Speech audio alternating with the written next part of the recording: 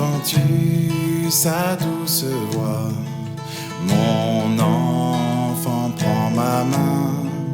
Dans ta faiblesse, viens à moi. Tu trouveras ton soutien. Jésus a tout payé. Ma dette est acquittée. La marque du péché effacée, mon âme est purifiée.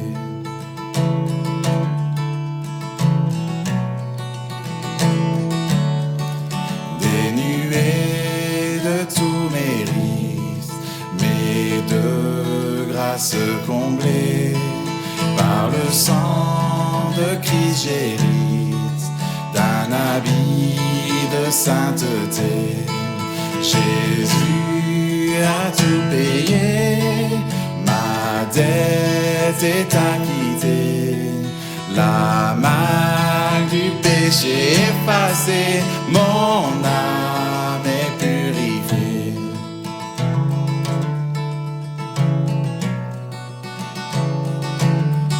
Seigneur, seule ta grandeur soutient les miséreux, peut briser les cœurs de pierre et purifier le lépreux.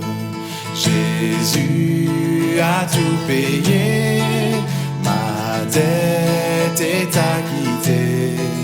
La marque du péché effacée, mon âme est purifiée.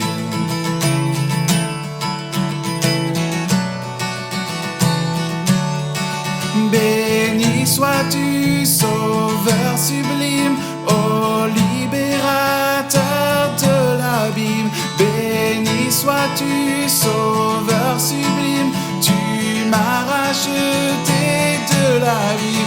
Béni sois-tu, Sauveur sublime, ô libérateur de la vie. Béni sois-tu, Sauveur sublime, tu m'as racheté de la vie. Au grand jour devant le trône, en lui glorifié, Jésus mourut pour mon âme, à jamais je le louerai. Jésus a tout payé, ma dette est acquittée. La marque du péché effacée, mon âme est purifiée.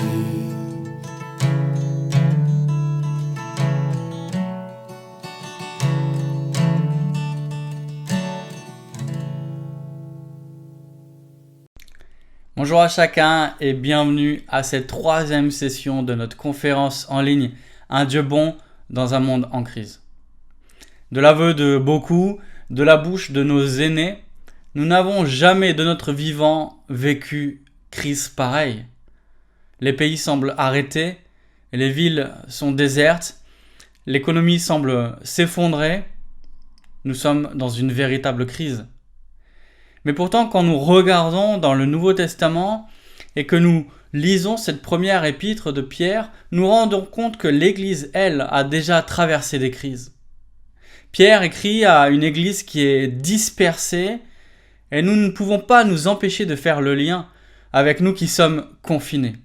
Chacun est confiné chez soi comme dispersé et l'Église de l'extérieur peut sembler paralysée. Mais Jérémie Desglon va nous montrer avec un passage de cette première épître de Pierre qu'une église dispersée, une église confinée n'est pas une église paralysée, que l'église confinée reste une église mobilisée pour la gloire de Dieu. Jérémie Desglon est pasteur au Mets-sur-Seine et il est directeur des séminaires Évangile 21. Jérémie, je te laisse la parole.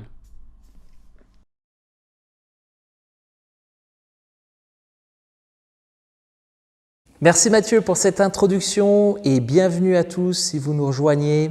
Je me réjouis de prendre maintenant ce temps pour ouvrir la parole de Dieu et découvrir les richesses pour nos vies. Nous le ferons ce matin au travers du livre de 1 Pierre. mais je vais prier pour commencer. Mon Dieu et Père, nous sommes reconnaissants de ce temps de pause que tu nous permets maintenant de prendre pour explorer, pour découvrir, pour redécouvrir les richesses de ta parole de Dieu pour nos vies.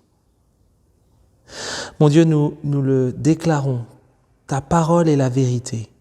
Ta parole est suffisante pour nos vies. Ta parole est utile pour nous encore aujourd'hui. Et nous te demandons, Seigneur, que tu nous parles à chacun, que tu nous montres chacun par ton esprit ce qui dans nos vies doit être encore transformé, lâché, pour vivre, Seigneur, des vies qui te glorifient. Alors parle ce matin à ton Église et pour ta gloire. Amen. En juillet 64 après Jésus-Christ, plusieurs historiens suspectent l'empereur Néron d'avoir volontairement mis le feu à Rome pour pouvoir reconstruire la ville à son goût. Pour ne pas révéler ses intentions et détourner la suspicion publique quant à son implication dans cet incendie, Néron dément. Mais en plus de démentir, il va rejeter la faute sur les chrétiens, considérés à cette époque par Rome comme des ennemis parce qu'ils refusent de se vouer au culte de l'empereur. S'ensuivra alors une persécution terrible et violente contre les chrétiens. Pierre est en prison, il a déjà vu son ami Jacques se faire décapiter et il attend maintenant sa mise à mort par crucifixion. À Rome, certains chrétiens voient leur famille rejetée et maltraitée à cause de leur foi. Des femmes et des enfants sont brûlés vifs et mis sur des poteaux en guise de torches vivantes pour la ville de Rome et les jardins de l'empereur. Des familles entières sont jetées dans l'arène pour nourrir les lions et amuser les foules. Pour ceux et celles qui ne sont pas tués, il leur faut endurer des circonstances difficiles. Certains sont abusés par des patrons injustes. D'autres sont menacés par des conjoints non-croyants qui s'opposent à leur foi. D'autres sont encore ridiculisés et moqués par des voisins ou des collègues. La société dans laquelle ils vivent devient de plus en plus anti-chrétien. Avec le temps, la persécution venue de Rome va s'intensifier pour les chrétiens en Turquie, à qui Pierre écrit cette première lettre. La persécution n'est pas sans conséquence pour la vie des églises locales. Mais malgré un monde en crise, Pierre veut encourager l'Église à persévérer, à se mobiliser avec des vies engagées pour la gloire de Dieu. Et je vous propose de lire avec moi notre texte aujourd'hui dans 1 Pierre, le chapitre 4, les versets 7 à 11. 1 Pierre, chapitre 4, les versets 7 à 11. La fin de toute chose est proche. Soyez donc sensés et sobres en vue de la prière. Avant tout, ayez les uns pour les autres un amour constant, car l'amour couvre une multitude de péchés. Exercez l'hospitalité les uns envers les autres, sans murmurer. Puisque chacun a reçu un don, mettez-le au service des autres, en bon intendant de la grâce si diverse de Dieu. Si quelqu'un parle, que ce soit selon les oracles de Dieu. Si quelqu'un sert, que ce soit par la force que Dieu lui accorde, afin qu'en toute chose, Dieu soit glorifié par Jésus-Christ, à qui appartiennent la gloire et la puissance au siècle des siècles. Amen. La fin de toute chose est proche. Une phrase courte, mais qui a pourtant une portée incroyable. Elle nous rappelle qu'en Christ, la fin est venue. Christ est déjà couronné roi et finalement nous vivons actuellement un temps de grâce pendant lequel Dieu permet encore que des hommes et des femmes décident de suivre Jésus dans une vie de foi et de repentance. La fin de toute chose est proche. Et Christ reviendra pour juger le monde et établir définitivement son règne éternel. Pierre, d'ailleurs, au chapitre 4, au verset 5, souligne qu'à ce moment-là, chacun de nous devra rendre compte à celui qui est prêt à juger les vivants et les morts. Je ne souhaite franchement à personne de rencontrer Jésus comme un inconnu ou un étranger.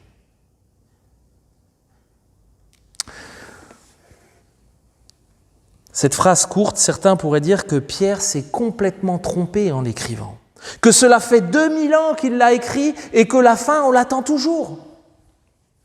Aujourd'hui, dans cette crise sanitaire mondiale que nous traversons, certaines personnes en profitent pour affirmer des choses encore quant à la fin proche des temps, théories complotistes, etc., etc. Une bonne façon finalement pour eux de vendre leur vitrine. Mais Pierre est celui qui a entendu dire de Jésus lui-même « Ce n'est pas à vous de connaître le temps ou les moments que le Père a fixés de sa propre autorité. » Ça n'est pas la responsabilité de Pierre ni la nôtre de savoir ou de dire quand Jésus reviendra. Notre responsabilité est de ne plus perdre de temps et de persévérer avec des vies engagées pour la gloire de Dieu. Pourtant, force est de constater que nous ne réalisons pas toujours l'urgence qui est devant nous. Nous n'avons parfois aucun scrupule pour ne pas agir, procrastiner et rester en retrait. Pire, nous estimons avoir de bonnes excuses pour le justifier. On se dit, ça sera pour plus tard, après les études, après le mariage, après que la maison soit finie de construire, ou quand les enfants sont plus grands, ou quand je serai enfin à la retraite. On pense que une fois au travail, une fois mariés, une fois les enfants plus grands ou à la retraite, nous pourrons plus facilement vivre d'une manière qui glorifie Dieu et investir du temps pour son royaume. David, un cher ami et un exemple de foi, a perdu son épouse l'année dernière.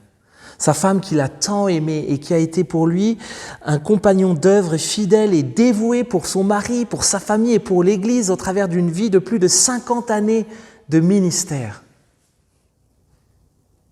Lorsque sa femme est décédée, voilà ce que David a écrit. L'hôpital m'a appelé tôt ce matin pour me dire que Joyce venait de décéder à 6h30. C'est la nouvelle que j'attendais depuis vendredi et que j'ai reçue avec une paix que j'aurais cru impossible. Mais notre Dieu est grand et bon. Je suis reconnaissant que Joyce n'ait pas pu tarder longtemps sans plus aucune qualité de vie. J'ai pensé aux paroles de Job, « L'Éternel a donné et l'Éternel a repris. Que le nom du Seigneur soit béni. » Ma peine est atténuée par l'assurance de savoir où elle est auprès de Dieu et qu'un jour je la verrai de nouveau. Pour la suite à plus long terme, il est trop tôt pour envisager comment cela pourrait se passer. Quelque part, j'ai l'impression que le Seigneur n'a pas dit d'arrêter mon service pour lui. Mais quelle forme prendra ce service ? Recevoir à la manière de Joyce, hôtesse qui aimait tant inviter, mais impossible. Je m'attends à lui qui ne manquera pas de répondre le moment venu. Merci aussi pour vos prières à ce sujet. David, 82 ans. Il vient de perdre sa femme. Mais malgré la tristesse et le chagrin, il veut rester focalisé sur son Seigneur Jésus-Christ avec une volonté intacte de continuer d'avoir une vie engagée pour la gloire de Dieu. À toi, qui es au lycée ou à l'université, je peux t'assurer que si dès ton jeune âge, tu ne prends pas des résolutions fortes sur tout ce qui doivent être tes vraies et réelles priorités. Ça n'est pas une fois au travail, ça n'est pas une fois marié, ça n'est pas une fois ta maison construite, ça n'est pas une fois que tes enfants sont grands si Dieu t'en donne, ça n'est pas une fois que tu seras à la retraite que les choses changeront. C'est très mal connaître la réalité de nos cœurs et ne pas comprendre l'état d'urgence que Pierre déclare encore pour nous aujourd'hui. La fin de toutes choses est proche. Mais bien aimés, dans un monde en crise, soyons mobilisés en tant qu'Église avec des vies engagées pour la gloire de Dieu. Et Pierre veut nous y aider puisqu'il va maintenant nous donner 4 caractéristiques d'une vie, d'une Église mobilisée avec des vies engagées pour Dieu. Première caractéristique, mobilisée en veillant sur son comportement. Verset 7b. Soyez donc sensés et sobres en vue de la prière. Sensés, dans le sens de garder le contrôle de soi et de ne pas se laisser guider par nos passions incontrôlées, les désirs humains dont Pierre parle au verset 2 du même chapitre. Une passion, dans le sens biblique, c'est tout ce qui va prendre le contrôle de ma vie et que je ne maîtrise pas. Une passion va cultiver en moi le plaisir à tout prix et va refuser tout ce qui va s'y opposer. Sensé et sobre. Sobre dans le sens de sagesse et de vigilance spirituelle. C'est intéressant de remarquer que depuis le confinement, la surconsommation d'alcool inquiète considérablement les spécialistes. Et dans un reportage qui est passé à la télévision, le reporter a interviewé une mère de famille et voilà ce qu'elle raconte. « Je pense que c'est l'angoisse de ne pas avoir et de ne pas savoir l'avenir, le fait qu'on n'ait plus de travail, qu'on soit isolé actuellement à la maison, qu'on s'occupe des enfants, qu'on fasse à manger et qu'on s'ennuie un peu. Je pense que c'est pour cela qu'on serait sujet à boire un peu plus que d'habitude. Rechercher dans l'alcool à apaiser le stress, la fatigue ou la peur de l'inconnu nous empêchera d'être sages et vigilants. Notre perspective et notre héritage sont ailleurs et ce que nous vivons actuellement ne doit pas nous le faire oublier. Sensé et sobre, 2 ingrédients nécessaires pour vivre et cultiver une vie de prière. Mais bien aimé, Pierre là nous rappelle qu'il y a un lien fort entre, d'une part, notre capacité à rester sensé et sobre et la qualité de notre vie de prière. Mais il souligne également qu'il y a un deuxième lien fort entre la qualité de notre vie de prière et notre capacité à ne pas rentrer en tentation. Et Pierre sait très bien de quoi il parle. En écrivant ces paroles, il se souvient certainement de l'épisode du jardin de Gethsémani, dans lequel, plutôt que de prier pour résister, il s'est endormi. 3 fois, Jésus a averti ses disciples en leur disant « Veillez et priez afin de ne pas entrer en tentation.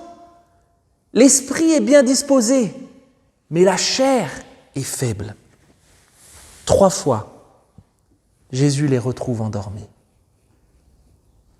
Et la suite de l'histoire nous révèle que Pierre va renier Jésus en disant 3 fois ne pas connaître cet homme. Le coq chanta une 2e fois et Pierre se rappela des paroles de Jésus. Avant que le coq chante 2 fois, tu me renieras 3 fois. Alors, Pierre se mit à pleurer.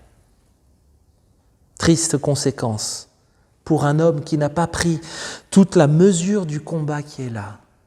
Pire, qui pensait que le combat est facile et qu'il est déjà gagné d'avance. C'est fort de son expérience que Pierre, ce matin, nous lance un appel à nous tous en France et au Québec en nous disant « Soyons vigilants et préparons-nous pour les derniers jours. Prions pour résister. » Mais bien-aimés, cultivons notre intimité avec Dieu dans la prière.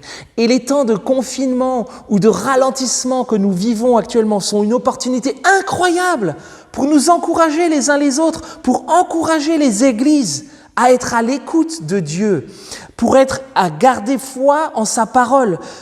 Car Dieu, mes amis, garde et parle encore aujourd'hui à chacun d'entre nous et à son Église. Deuxième caractéristique d'une Église mobilisée.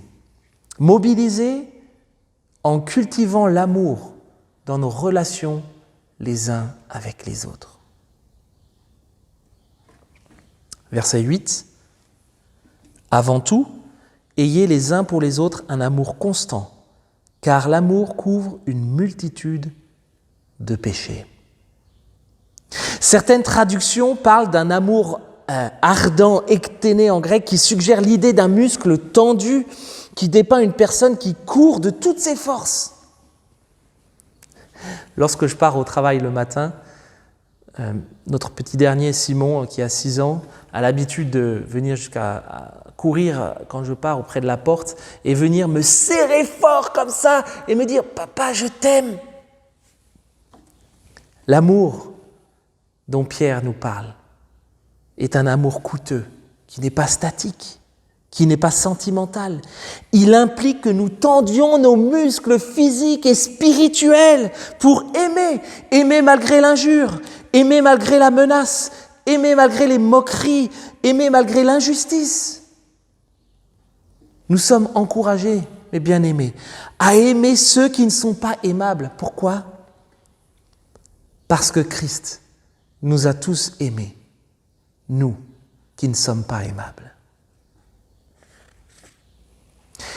Est-ce que j'aime mon frère ou ma sœur avec la même force ekténée et la même passion qui a poussé Christ jusqu'à la croix ? Concrètement, comment est-ce que nous cultivons cet amour dans nos relations les uns avec les autres ? Est-ce que nous prions les uns pour les autres ? Est-ce que nous nous soumettons les uns aux autres ? Est-ce que nous nous pardonnons réellement les uns les autres ? Est-ce que nous nous engageons les uns pour les autres ? Est-ce que nous faisons passer les intérêts des autres avant les nôtres ?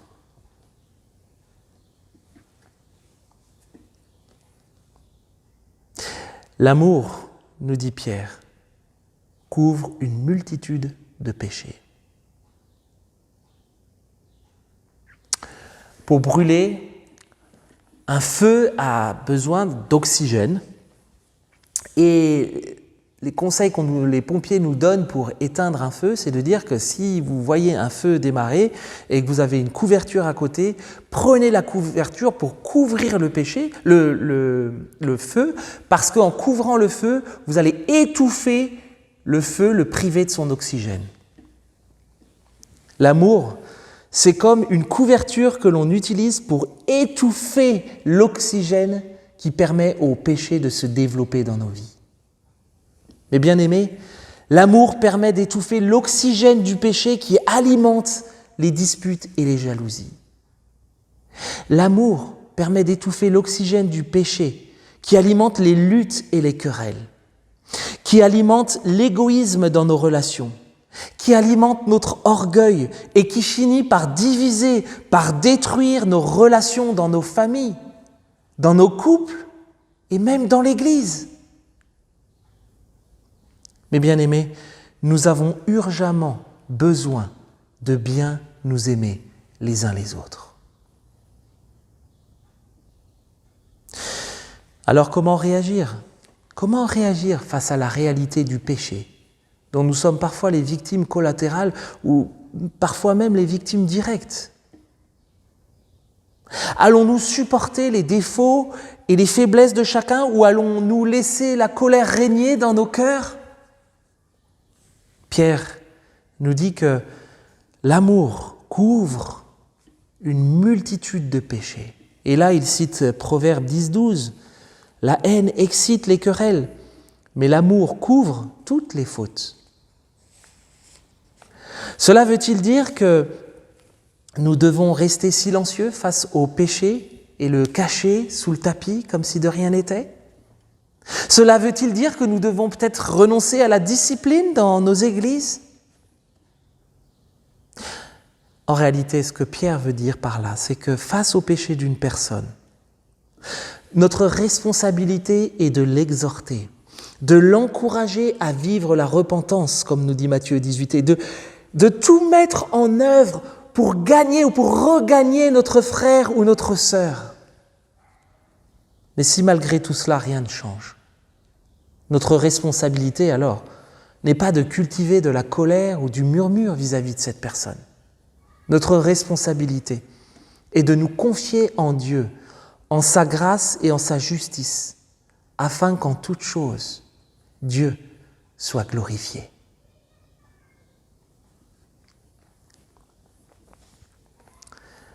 L'amour couvre une multitude de péchés. Un bel antidote à la haine qui excite les querelles, mais également un témoignage tellement fort pour les personnes qui, autour de nous, nous regardent.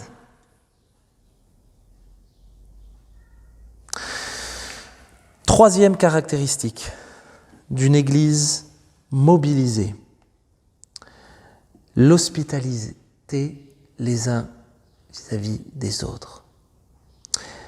Exercer l'hospitalité les uns envers les autres, sans murmurer. Verset 9. L'hospitalité, c'est bien plus qu'inviter des amis à partager un barbecue, c'est bien plus qu'inviter des amis qu'on connaît bien ou qu'on aime bien ou qu'on a l'habitude d'avoir. Littéralement, l'hospitalité, c'est l'accueil de l'étranger. C'est par exemple ouvrir nos maisons à des personnes qui ne pensent pas forcément comme nous. C'est par exemple mettre à disposition nos vivres, nos ressources, notre temps pour accueillir des frères et des sœurs qui ne font pas forcément partie de notre cercle d'amis ou de notre connaissance habituelle. Finalement, il existe un panel très large de possibilités de vivre l'hospitalité ou même de la pratiquer. Mais quelle que soit sa forme, l'hospitalité est un témoignage puissant qui élargit le cercle de l'amour et que nous sommes appelés à vivre les uns avec les autres. C'est également un témoignage puissant, encore une fois, pour ceux et celles qui du dehors nous regardent.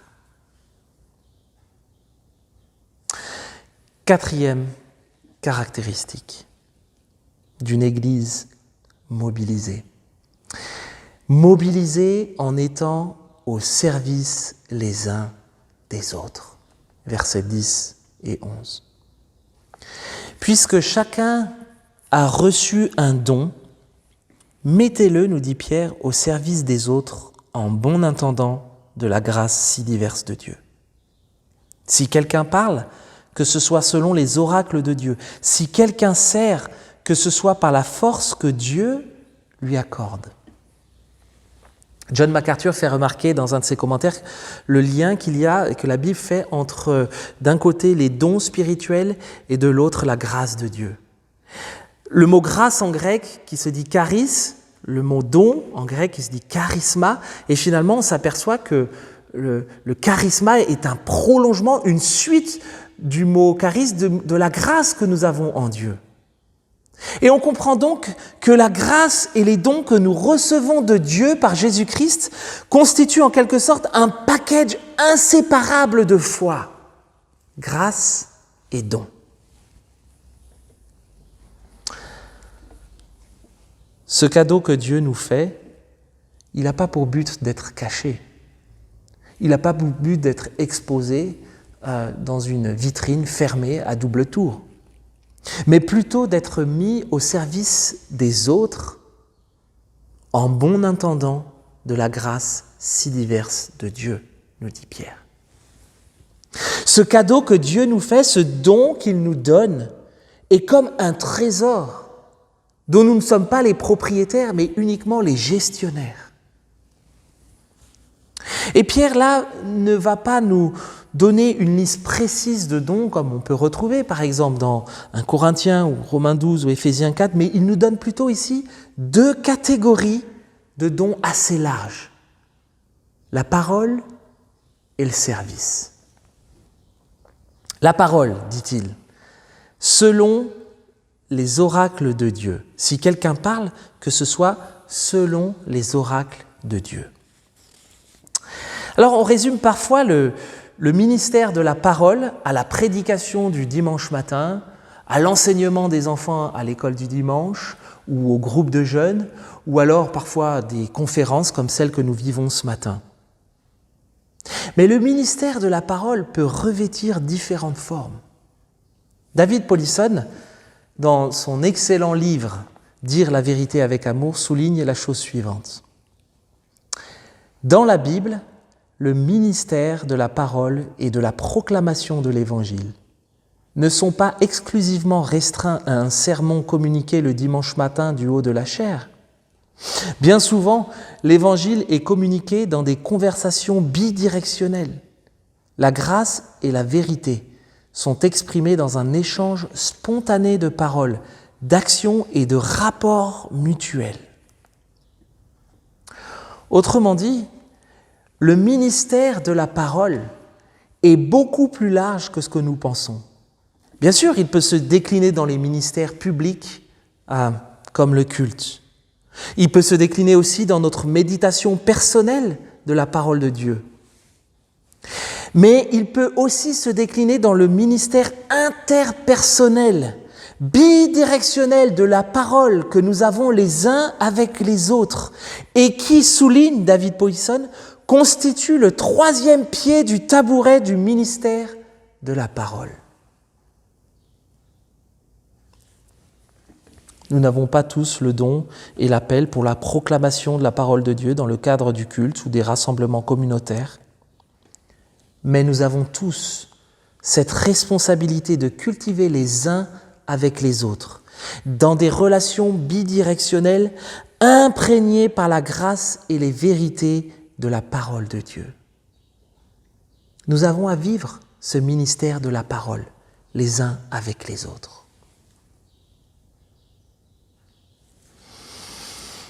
Deuxième catégorie que Pierre développe de dons.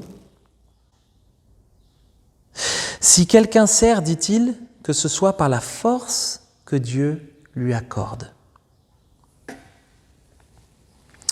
La force que Dieu lui accorde. Finalement, c'est lorsque je comprends l'amour de Dieu pour moi. C'est d'abord finalement en aimant Dieu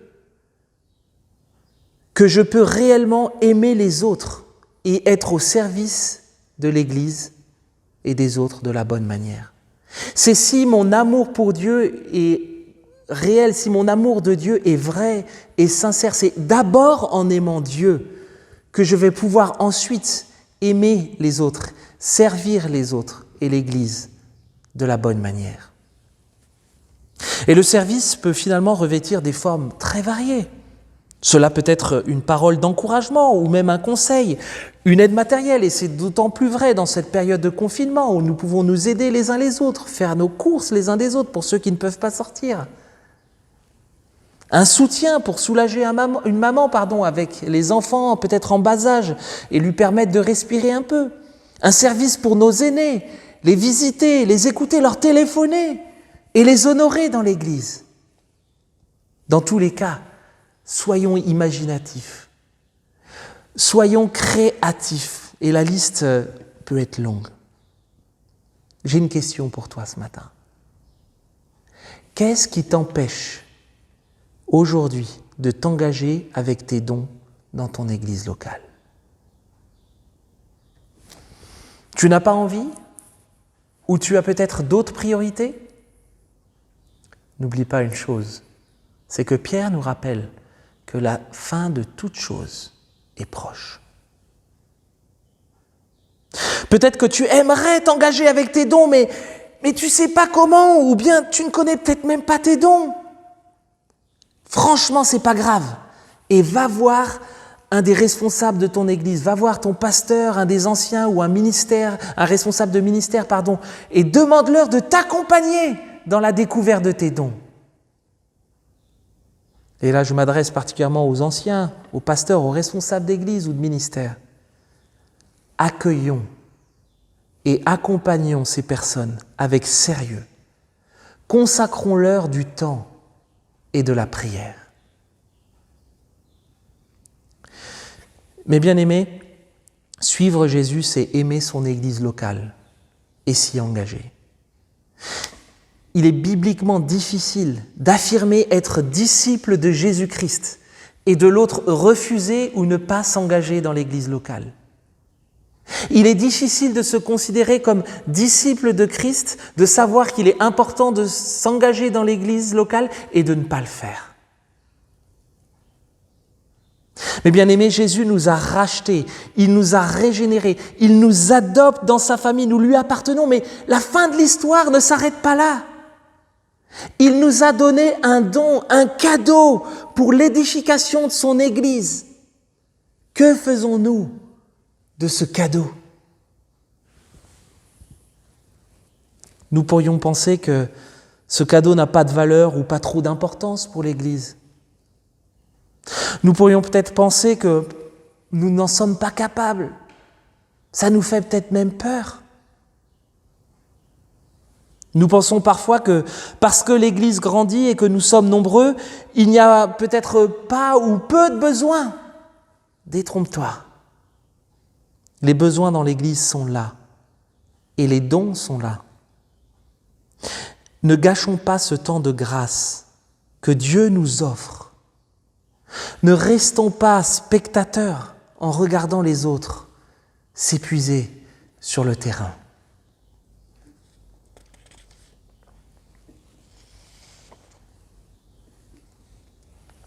Bien-aimés, la fin de toute chose est proche. La fin de toute chose est proche, alors soyons mobilisés avec nos dons dans nos églises locales, avec nos vies, des vies engagées pour la gloire de Dieu. Agissons et vivons l'Église afin qu'en toute chose, nous dit Pierre, Dieu soit glorifié par Jésus-Christ, à qui appartiennent la gloire et la puissance au siècle des siècles. Amen. Nous allons prier.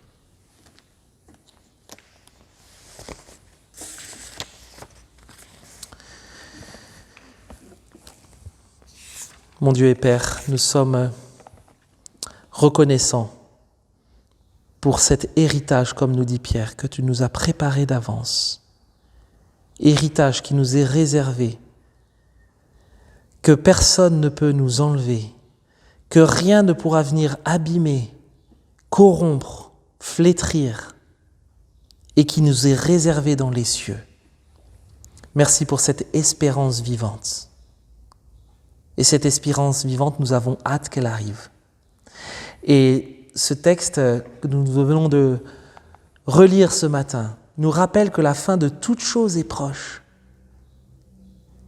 Et Seigneur, la fin de toute chose est proche et nous aimerions, Seigneur, te demander à ce que tu nous aides chacun dans nos églises, dans nos ministères, dans nos vies tout court, dans nos familles, à considérer que cette fin de toute chose est proche.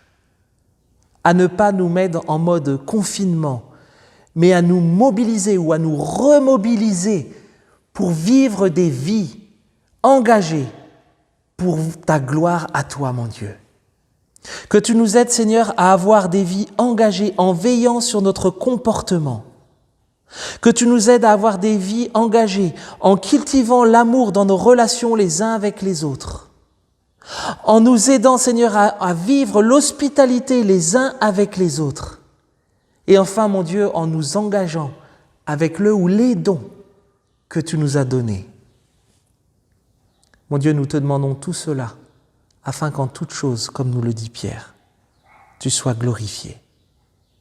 Je te demande cela pour moi, pour mes frères et sœurs, et pour nos églises en France, au Canada ou ailleurs dans le monde. Amen.